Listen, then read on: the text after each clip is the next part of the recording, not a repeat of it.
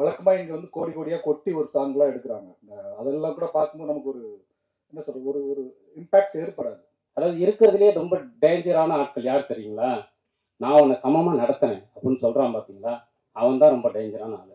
நீங்க கற்பு கலாச்சாரம் ஒருவனுக்கு ஒருத்தின்னு இவ்வளோ பேசுறீங்களே, அப்புறம் ஏன் எய்ட்ஸ்ல 2வது? நிலையற்ற வருமானமும் வாழ்க்கை மிஞ்சி தங்களை அழுக்காக்கி பிறரை ஆரோக்கியமாகவும் மண் மனை பொன் பொருள் சேர்த்து அடித்தட்டு விளிம்பு நிலை மக்களின் வாழ்வியலை பேசிய மேற்கு தொடர்ச்சி மலை படத்தின் இயக்குனர் லெனின் பாரதி அவர்களை பேச அழைக்கிறோம். தோழர்கள் அனைவருக்கும் வணக்கம். நேற்று நைட்டு தான் யுகபாரதி ஐயா வந்து இந்த ட்ரெய்லர் அனுப்பிட்டு அப்புறம் இந்த நிகழ்வுக்கு வரணும்னு சொன்னார். நேற்று நைட்டு சின்ன ஃபோனில் பார்க்கும்போதே ரொம்ப அவ்வளோ குவாலிட்டியாக இருந்துச்சு அந்த ஒர்க்கு. அதுக்கு பின்னால் உள்ள திட்டமிடல் தெரிஞ்சுது. அப்புறம் இங்கே வந்ததுக்கப்புறம் வந்து வெளியில் நின்று பேசிகிட்டு இருக்கும்போது சொன்னாங்க, ஒரு 19 நாளில் இந்த படத்தை எடுத்து முடிச்சாங்கன்னு சொல்லிட்டு. நிறைய படங்கள் இந்த மாதிரி குறைவான நாட்களில் எடுப்பாங்க. ஆனால் அதோட போதாமைகள் தெரியும். அது நிறைய, அது மேக்கிங் வைஸாக இருக்கட்டும், கண்டென்ட் வைஸாக இருக்கட்டும், பட்ஜெட்டில் பண்ணுறேன்னு சொல்லிட்டு சில அந்த மாதிரி ஒரு விஷயங்களா இருக்குது. இது வந்து ரொம்ப கச்சிதமாக இருந்துச்சு. அது ஒரு படத்தை அந்த சொல்ல வந்த செய்தியோட அடர்வு வந்து ரொம்ப அழகாக பிரதிபலிச்சது. அப்புறம் அந்த தொழில்நுட்பம், அந்த போதாமையும் தெரியல. அப்புறம் இப்போ இந்த சாங் பார்க்கும்போது இன்னும் பயங்கர பிரமிப்பாக இருந்துச்சு. அந்த சாங் பார்க்கும்போது வழக்கமாக இங்கே வந்து கோடி கோடியாக கொட்டி ஒரு சாங்லாம் எடுக்கிறாங்க. அதெல்லாம் கூட பார்க்கும்போது நமக்கு ஒரு என்ன சொல்றது, ஒரு ஒரு இம்பேக்ட் ஏற்படாது. ஆனால் இந்த பாட்டு பார்க்கும்போது இந்த பாட்டில் வந்து ஒரு அந்த வரிகள் வந்து ஒரு பெரிய வலி நிறைந்த ஓலமாக இருக்குது.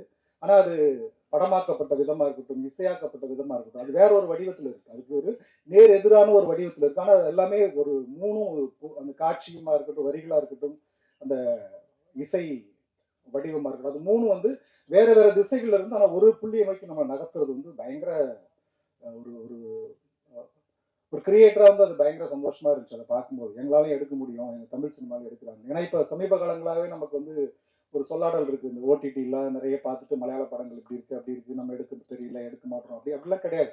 நம்மக்கிட்ட இருக்க அடர்வும் சரி வந்து வேற லெவல்.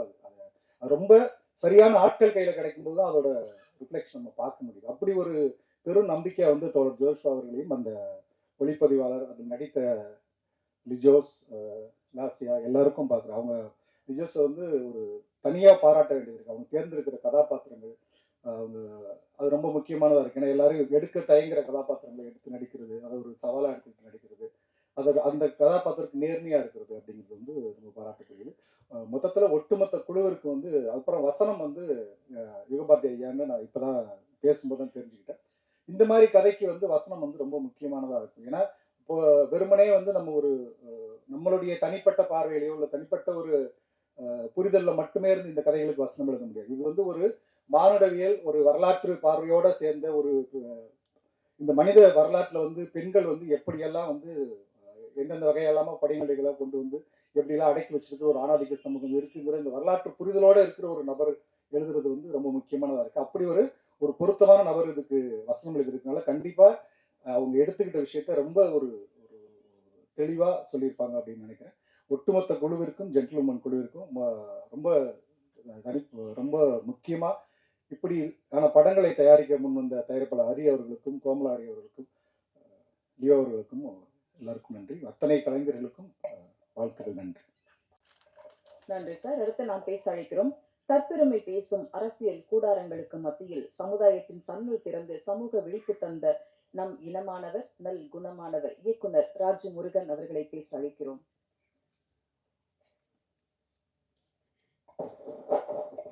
தோழர்களுக்கு வணக்கம். ரொம்ப மகிழ்ச்சியாக இருக்கேன். நான் ஜோஸ்வாவுடைய முதல் படத்தின் இந்த மேடையில் இருக்கிறது. அதுக்கு வந்து யுகபாரதி அண்ணன் பாடல்கள் வசனம் எழுதியிருக்கிறது இன்னும் கூடுதலான ஒரு மகிழ்ச்சி. ஜோஸ்வாவை வந்து எனக்கு யுகபாரதி அண்ணன் மூலமாக தான் பழக்கம். யுகபாரதி அண்ணன் ஏராளமான தம்பிகளில் ஜோஸ்வா முக்கியமான ஒரு தம்பி. அந்த வகையில் நான் அவனுக்கு சீனியர். அதனால் அவர் சொன்ன மாதிரி யுகபாரதி அண்ணனுடைய வீடு வந்து ஒரு உதவி இயக்குநர்களுக்கான ஒரு பள்ளிக்கூடம், ஒரு யூனிவர்சிட்டி. எங்கள் அன்னைக்கு வந்து வர்றவங்களுக்கு சுக்கு காப்பி போட்டே டயர்ட் ஆகிடுவாங்க. அப்படியான ஒரு விஷயம் வந்து அங்கே இருக்கும். அதில் வந்து என்னென்னா, சினிமாவுக்காக வரக்கூடிய உதவி இயக்குநர்களுக்கு ரொம்ப முக்கியமான கற்றலாக நான் நினைக்கிறது வந்து லிட்ரேச்சரும் ட்ராவலும் தான். அப்படி அது கற்றுக்காதவங்க வந்து ரொம்ப முன்னையாக வெளிநாட்டு படங்களை பார்த்து படம் எடுப்பது, அல்லது அது ஒரு எலும்பு கூட தான் இருக்கும். கொஞ்ச நாளைக்கு மேலே அவங்களால அதுக்குள்ளே சர்வைவல் பண்ண முடியாது. பட் இந்த லைஃப்பையும் லிட்ரேச்சரையும் ட்ராவலையும் பொலிட்டிக்கலையும் எடுத்துக்கிறவங்க வந்து ஒரு லாங் டைம் வந்து அவங்களால ஒரு ரைட்டரா, ஒரு டைரக்டரா, ஒரு மண்ணோட இருக்க முடியும் அப்படின்னு நான் நினைக்கிறேன். அப்படி வந்து உதவி இயக்குநர்களுக்கு வந்து வாசிப்பை, இலக்கியத்தை, அரசியலை அறிமுகப்படுத்தக்கூடிய ஒரு இடமா வந்து யுகபாரதி நான் தொடர்ந்து இருக்கிறது வந்து எனக்கு மகிழ்ச்சியா இருக்கு. அப்படி அந்த பட்டறையிலிருந்து வந்த ஒரு தம்பி தான் ஜோஸ்வா. அதனால இந்த படம் வந்து ரொம்ப ஒரு முக்கியமான ஒரு பாடுபொருளை ரொம்ப ஷார்ப்பாக பேசக்கூடிய ஒரு படமாக இருக்கும்னு நினைக்கிறேன். இந்த படம் 20 நாளில் எடுக்கப்பட்ட படம்ங்கிறது எனக்கு இப்போ தான் தெரியும். அது ரொம்ப ஆச்சரியமான விஷயம். ஏன்னா இவ்வளவு அடர்த்தியான ஒரு பொருளை இவ்வளவு குறைந்த நாட்கள் எடுக்கிறதுங்கிறது ரொம்ப முக்கியமாக இருக்குது. இந்த படத்துக்கு வந்து ஜோஸ்வா ஆரம்பத்தில் இந்த படம் கமிட் ஆன டைமில் அவன் என்கிட்ட சொன்ன பேர் வந்து வேற பேர். அதுக்கப்புறம் வேற ஒரு படத்திற்கு அந்த பேர் போனதுனால இந்த டைட்டில் வந்து அதுக்கப்புறம் அவன் செலக்ட் பண்ணி வச்சான். பட் அந்த பேரை விட இந்த பேர் ரொம்ப பொருத்தமாக இருக்குது. சில நேரங்களில் சில விஷயங்கள் நமக்குன்னே அமையும். அந்த மாதிரி இந்த ஜென்டில் உமன் அப்படிங்கிறது, ஏன்னா இந்த பேர்லேயே வந்து ரொம்ப அற்புதமான ஒரு விஷயம் இருக்குது. ஜென்டில் மேன் அப்படிங்கிற ஒரு பதத்தை வந்து நம்ம ரொம்ப காலமாக அறிஞ்சு வச்சுருக்கோம். பட் ஜென்டில் உமன் இருக்கணும்ல அப்படிங்கிற ஒரு விஷயத்தை இன்றைக்கு இந்த படத்தின் டைட்டில் மூலமாகவே சொல்கிறான். தோழர்களே, எனக்கு வந்து ஜோஸ்வா சென்சார் அன்னைக்கு சென்சார்லேருந்து ஃபோன் பண்ணான். அண்ணே இத்தனை கட்டு என்ன பண்ணுறதுன்னு தெரியல அப்படின்னு சொல்லிட்டு. ஏன்னா அதுலேயும் நான் அவனுக்கு சீனியர். அவனுக்கு மட்டும் இல்லை, தற்கால தமிழ் சினிமா நான் அதில் ரொம்ப சீனியர். அதனால் சென்சாருக்குன்னு எனக்கு ஒரு அகராதியை நான் போட்டு வச்சுருக்கேன். அந்த டிக்ஷனரியை புரட்டி இதெல்லாம் பண்ணு அப்படின்னு நான் வந்து ஜோஸ்வாவுக்கு சொன்னேன். இங்கே என்ன பெரிய பிரச்சனைனா புனிதப்படுத்துறது. அதுதான் இன்றைக்கு இருக்கக்கூடிய மிகப்பெரிய பிரச்சனைன்னு நான் நினைக்கிறேன். அதாவது இருக்கிறதுலேயே ரொம்ப டேஞ்சரான ஆட்கள் யார் தெரியுங்களா? நான் அவனை சமமாக நடத்தினேன் அப்படின்னு சொல்கிறான் பார்த்தீங்களா, அவன் தான் ரொம்ப டேஞ்சரான ஆள். என் பொண்டாட்டியை நான் சமமாக தானே நடத்தினேன் அப்படின்னு சொல்கிறவன், நான் சாதியே பார்க்குறது இல்லைங்க அப்படின்னு சொல்கிறவன், நான் எங்கள் வீட்டில் எல்லாரையும் அலோவ் பண்ணுவேன் அப்படின்னு சொல்கிறவன், அவன் தான் ரொம்ப டேஞ்சரான ஆள். நீ யாரா அதை பண்ணுறதுக்கு அப்படிங்கிறது தான் கேள்வி. அப்படி இன்றைக்கு இந்த சமூகத்தோட கான்டெம்பரரியான இவங்க சமகாலத்தில் இருக்கக்கூடிய இந்திய சமூகத்தின் மிக முக்கியமான பிரச்சனையை நான் பார்க்கறது புனிதப்படுத்துறது. நம்ம விஞ்ஞானத்தில், அறிவியலில், வளர்ச்சியில், டிஜிட்டல் மயமாக்கப்பட்ட குளோபலைசேஷனுக்கு பிறகான இந்த உலகத்தில் எவ்வளவோ கடந்து வந்துட்டோம். ஆனால் தனி மனித உணர்வுகளில், அரசியல் உணர்வுகளில் நாம் ரொம்ப தேங்கி போயிட்டோம்.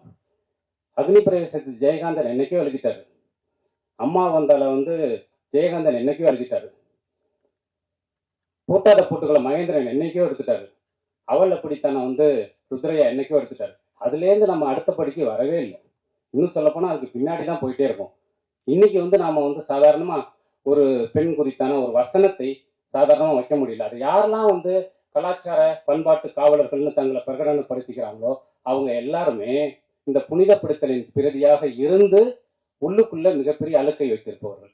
அவங்க தான் இன்றைக்கு இந்திய சமூகத்தின் மிகப்பெரிய எதிரிகள். ஸோ அப்படி வந்து அதை உடைப்பது, அதை கட்டுடைப்பது என்பது மிகவும் இயல்பாக கட்டுடைக்கணும். நான் பண்றேன் பாரு அப்படின்னு இல்லை, மிகவும் இயல்பாக மனித வாழ்விலிருந்து பெண்களை கடவுளாக பார்க்கக்கூடிய சமூகம் அப்படின்னு நம்ம தொடர்ந்து பேசுவோம் இல்லையா? எதுக்குடா பொம்பளைய கடவுளா பார்க்குறீங்க?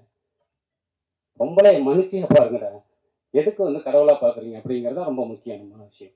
பெண்களை கடவுளாக பார்க்கிற ஒரு சமூகம் தான் மிகவும் ஆபத்தான ஒரு சமூகம் அப்படின்னு நான் நினைக்கிறேன். ஸோ அப்படி இல்லாமல் பெண்களை சக மனுஷியாக ரத்தமும் சதையுமாக பார்ப்பது, அவர்களை சக மனுஷியாக பார்த்து அவர்கள் உணர்வுகள் குறித்து உரையாடுவது, அது பெண்களின் மொழியில் உரையாடுவது, அது ரொம்ப முக்கியமான விஷயம். அதை இந்த படம் செஞ்சிருக்கும்னு நான் நம்புகிறேன். அப்படி செய்திருக்கிற பட்சத்தில் இது வந்து தமிழ் சினிமாவின் மிக முக்கியமான ஒரு படமாகவும் ஜோஸ்வாவுக்கு முதல் படமே மிக முக்கியமான படமாக அமையும். ஏன்னா அதை பேசுறதுக்கு தான் இன்னைக்கு அந்த ஆட்கள் மிகவும் குறைவாக இருக்காங்க.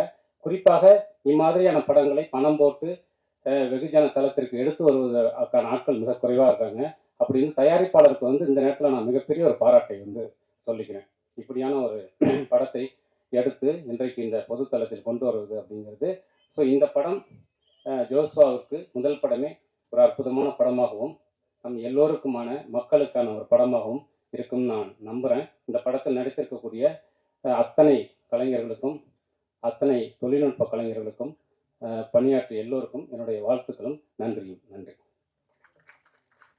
அடுத்து பேச வருபவர் தொண்டைக்குழிக்குள் நின்றுவிட்ட சோகத்தை பெரும் படமாக்கி பெருமை சேர்த்தவர், இருளிலிருந்து வெளிச்சத்தை காட்டும் கல்வியை மக்கள் முன் கொட்டி தீர்த்து கொண்டாடிய ஜெய் பீம் இயக்குனர் தாசே ஞானவேல் அவர்களை பேச அழைக்கிறோம்.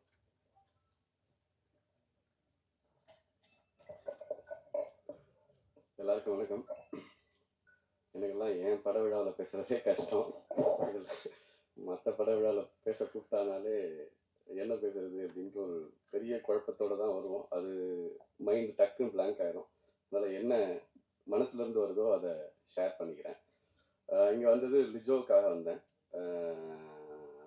ஏன்னா இப்போவும் லிஜோலாம் சொல்கிறப்போ ஒரு மாதிரி எனக்கு மேடம் ஆயிட்டாங்களா அவங்க அப்படின்ற மாதிரி தான் இருந்தது. சங்கீனியாக தான் இன்னும் என் மைண்டில் எப்பவும் இருப்பாங்க. ஒரு ஒரு அற்புதமான ஒரு ஆர்டிஸ்ட்னு சொல்லலாம். நடிகைன்னு ஒரு ஆக்ட்ரஸ்ன்னு சொல்கிறத விட நான் ஒரு ஆர்டிஸ்ட்னு தான் பார்ப்பேன்.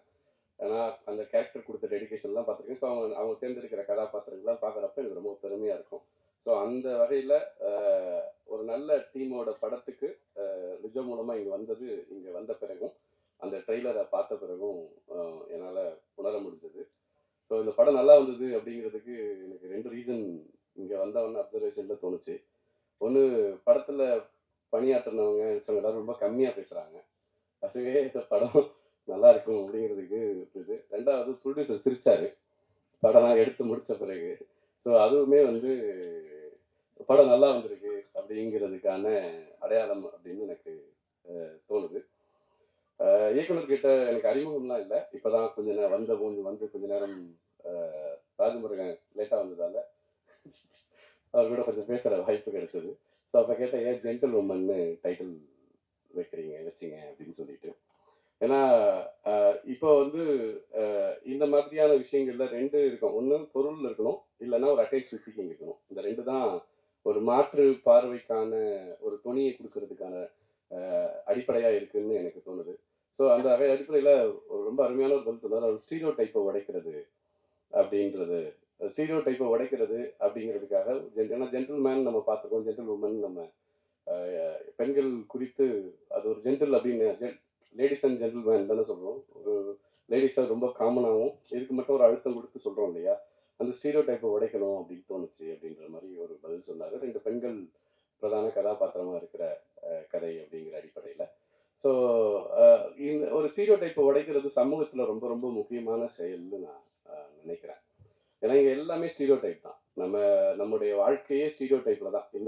இந்த வயசில் நீங்கள் இது பண்ணணும், இந்த வயசில் இது பண்ணணும், கல்யாணம் பண்ணிக்கணும், இந்த வயசில் குழந்தை பெற்றுக்கணும், இந்த வயசில் இருக்கணும், இந்த வயசில் செத்து போகணும் அப்படிங்கிறது வரைக்கும், பிறந்ததுலேருந்து எந்த வரைக்கும் எல்லாமே ஒரு ஸ்டீரியோ டைப் எலமெண்ட் தான். பத்திரிகையாளராக இருந்தப்போ சில முயற்சிகளை ஸ்டீரியோ டைப்பை உடைக்கிற முயற்சிகளை செய்கிற வாய்ப்பு கிடைச்சிருக்கு. அதில் இந்த தருணத்தில் அது ஏன் முக்கியமானது, நம்ம எவ்வளோ முரணாக யோசிக்கிறோங்கிறதுக்கான ஒரு அனுபவத்தை பகிர்ந்துக்கணும்னு எனக்கு தோணுது. ஸோ குஷ்பு மேடம் அப்போ கற்பு பற்றி ஏதோ ஒரு விஷயத்த சொல்லிட்டாங்கன்னு சொல்லி தமிழ்நாடே கொந்தளிச்சது. பயங்கரமாக கொந்தளிச்சாங்க.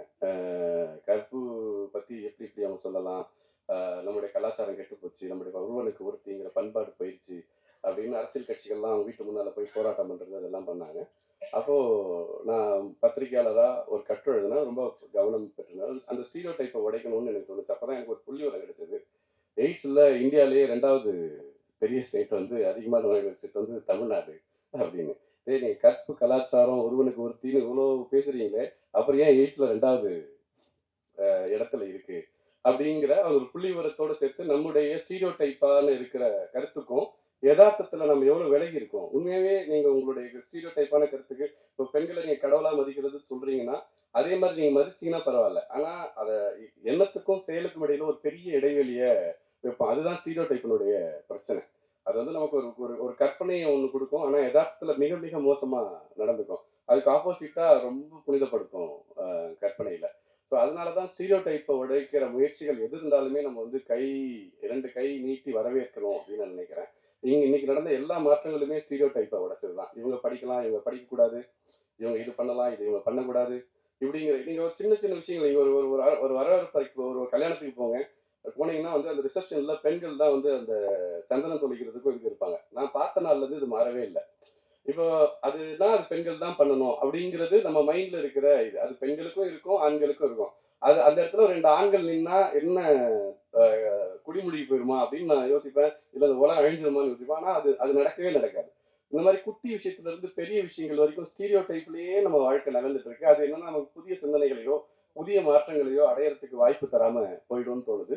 ஸோ அந்த வகையில இன்னைக்கு சிந்திக்கிறதுக்கோ இதுக்கோ வாய்ப்பு தராத ஸ்டீரியோ டைப் விஷயங்களை உடைக்கிற முயற்சியா ஜென்டில் உமன் திரைப்படம் வந்திருக்கிறது அப்படிங்கிறது ரொம்ப மகிழ்ச்சியும் மனநிறைவையும் தருது.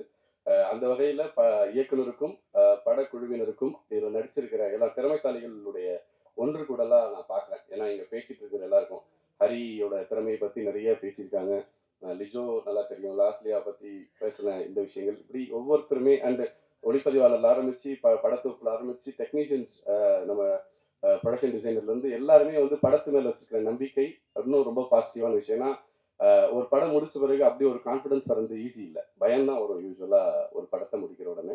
ரொம்ப ரொம்ப நம்ம திருப்தியா பண்ணியிருக்கோம் அப்படிங்கிற ஒரு எண்ணம் வர இடத்துல தான் வந்து அந்த ஒரு கான்ஃபிடன்ஸ் வரும். ஸோ இவங்க இங்க இருக்கிற எல்லாரோடையும் இன்ட்ராக்ட் பண்ற வாய்ப்பு கிடைச்சப்போ ரொம்ப ரொம்ப கான்ஃபிடன்ஸோட இருக்காங்க, படம் நல்லா வந்திருக்கு அப்படிங்கிற இடத்துல. அது ரொம்ப முக்கியமானது. ஸோ இது எல்லா வகையிலுமே ஒரு பாசிட்டிவான ஒரு வைப்பை கொடுக்குது.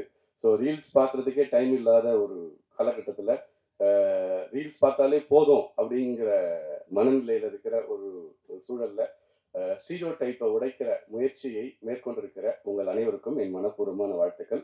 படம் மிகப்பெரிய வெற்றி அடைய வேண்டும் என்று உளமாற வாழ்த்துகிறேன். நன்றி.